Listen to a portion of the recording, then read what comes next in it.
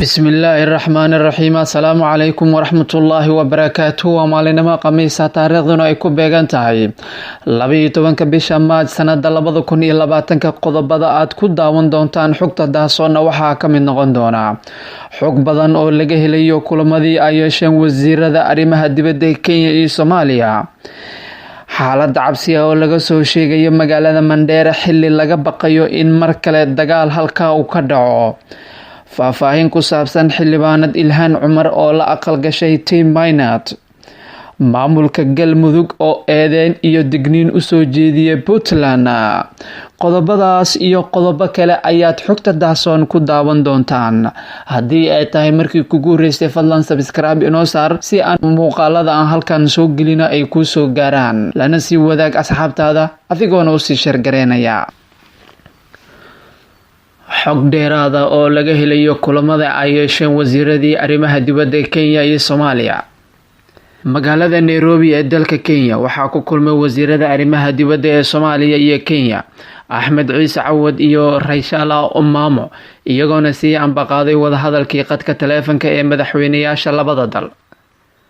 labada wasiir oo kulanka ay ku helinayeen diblomaasiyiinka kala socday labada dal ayaa ka wada hadlay xoojinta xiriirka labada dal oo ay waayihii dambe madmadow uu soo kala dhexgalay, waxayna wararka aanu ka helayno kulankaasi ay sheegayaan in diiradda lagu saaray arrimaha ka jira xadka iyo sidii labada dal u hagaajin lahaayeen xiriirkooda inta laga gaarayo xal waara. sidoo kale kulanka labada wasiir ee arrimo dibadeed ee Soomaaliya iyo Kenya ayaa looga hadlay sidii loogu gogol xaari lahaa safarka madaxweynaha Soomaaliya Maxamed Cabdullaahi Farmaajo lagu wado in maalmahana soo aadan uu ku tago magaalada Nairobi.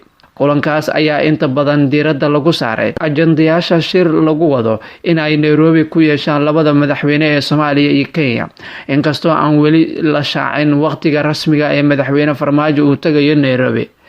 qoraal kooban uu wasiirka arrimaha dibadda Soomaaliya Axmed Ciise Cawad uu soo dhigay bartiisa Twitterka ayuu ku yiri, marka aan sii ambaqaado wadahadalkii qadka taleefanka ee u dhaxeeyay madaxweynaheena Maxamed Cabdullaahi Farmaajo iyo madaxweynaha Kenya Uhuru Kenyatta, waxaan kula kulmay Nairobi wasiirka arrimaha dibadda ee Kenya Rayshala Omamo, waxaana yeelanay wadahadal dheer oo ku saabsan xoojinta xiriirka labada dhinac iyo amniga xuduudaha. wasiirka arrimaha gudaha iyo amniga Kenya oo maalmo ka hor soo gaaray magaalada Muqdisho ayaa madaxweyne Farmaajo martiqaad uga keenay madaxweynaha Kenya Uhuru Kenyatta, taas oo la sheegay inuu aqbalay Farmaajo, isla markaana maalmaha soo socda uu u safri doono Kenya si Uhuru ay ugu wada xaajoodaan xiisada ka dhex aloosan labada dal. wasiirka arrimaha dibadda ee Soomaaliya Axmed Ciise Cawad oo maalmo ka hor ka hadlay xiisada labada dal ayaa sheegay in wadahadallo hordhaca oo ay yeesheen mas-uuliyiinta labada lagu ballamay in xiisada la qaboojiyo. labada madaxweyne ayaana si dhaba ugu wada hadlayaan arrimaha dhex yaala. sidoo kale wasiirka arrimaha dibadda ee Soomaaliya ayaa sheegay in madaxweyne Farmaajo uu dhowaan booqan doono dalka Kenya, isla markaana qabanqaabada safarkaas hadda laga shaqeynayo.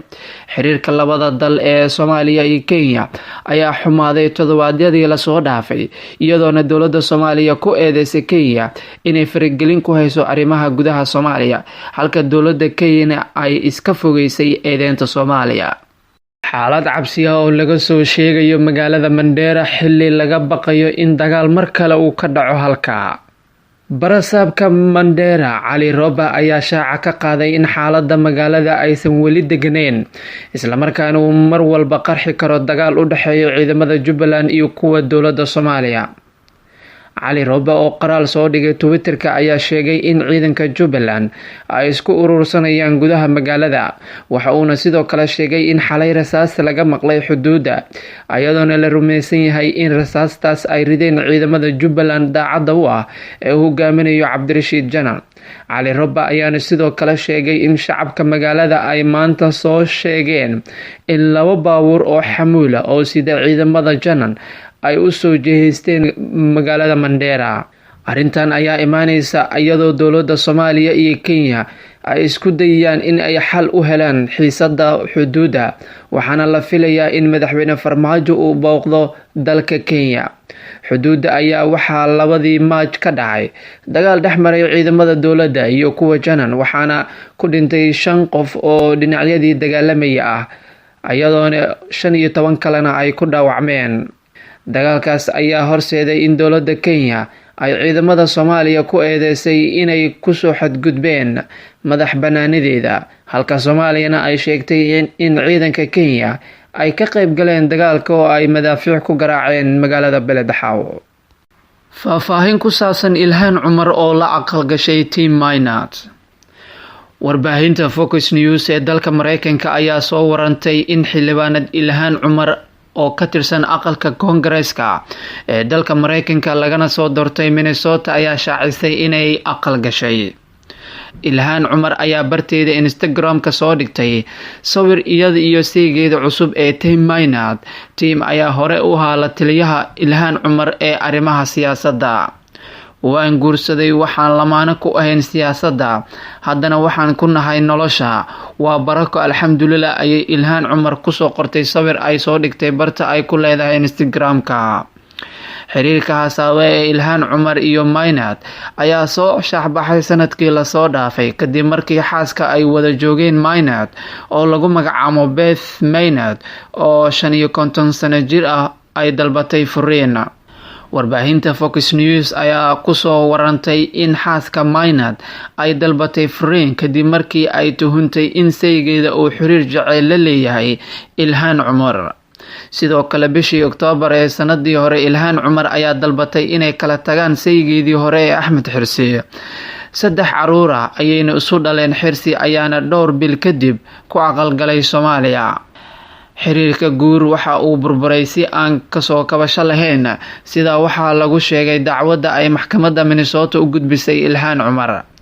waxay Ilhaan sheegtay inay raadinayso sharci ilaalinaya caruurta, waxayna maxkamadda weydiisatay inay u ogolaato goob sharciga waafaqsan oo si wadajir ah loogu hayo 3 cunug ee isu dhaleen. maamulka Galmudug oo eedeyn iyo digniin culus u diray Puntland.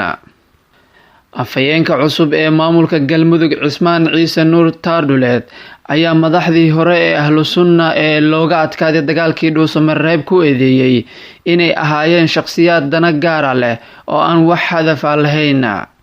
maamulka Galmudug oo eedeyn iyo digniin culus u diray Puntland. afhayeenka cusub ee maamulka Galmudug Cismaan Ciise Nuur Taardhuleed ayaa madaxdii hore ee Ahlu Sunna ee looga adkaaday dagaalkii Dhuusamareeb ku eedeeyay inay ahaayeen shakhsiyaad dana gaara leh oo aan wax hadaf lahayn. Taardhuleed ayaa shacabka Galmudug uga baaqay inay la qabsadaan nidaamka cusub ee ka dhashay Galmudug, isla markaasna ay iska iloobaan maamulkii hore ee Ahlu Sunna si loo gaaro horumarka Galmudug, sida uu hadalka u dhigay. afhayeenka ayaa ku hanjabay inaysan aqbali doonin wax banaanbaxa ama waxyaabo keeni kara amni darro, balse waxa uu sheegay in dadka shacabka ah ay u madax bannaan yihiin cidda ay taageersan yihiin. mar uu ka hadlayay hadalhaynta ku saabsan in ka bixitaanka madaxda Ahlu Sunna ee Dhuusamareeb uu keeni karo inay Al-Shabaab weeraro ku soo qaadaan, ayuu sheegay in weli ciidamada ku sugan Dhuusamareeb ilaa Matabaan ay yihiin kuwii Ahlu Sunna. waxaan idaacadda ka maqlay haddii ay hoggaanka Ahlu Sunna meesha ka baxeen in shabaab imaanayaan, waxaas wax la aqbali karo ma ahan.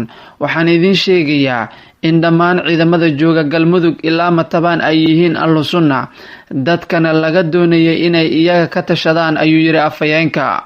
dhanka kale, afhayeenka Galmudug oo ka hadlayay tagitaanka madaxda Ahlu Sunna ee magaalada Garowe ayaa sheegay inuusan isaga ka xumeyn soo dhaweyntii loo sameeyay hoggaanka Ahlu Sunna, balse waxa uu tilmaamay in Puntland aysan marnaba raali ka ahayn dhismaha Galmudug loo dhan yahay, sida uu hadalka u dhigay.